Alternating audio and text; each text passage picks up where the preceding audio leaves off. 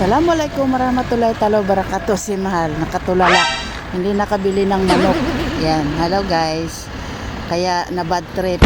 Pauwi na kami guys, naghihintay lang kami ng aming sasakyan. Ayun, walang bayad-bayad.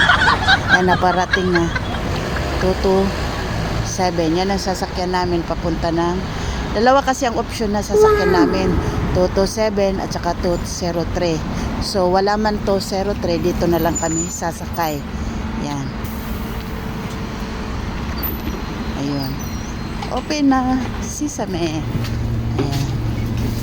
Dito. Parang parang sa Davao lang.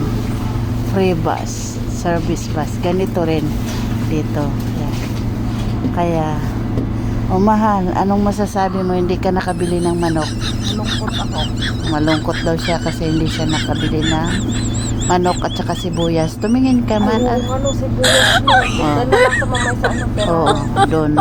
Basta meron nga bilihan.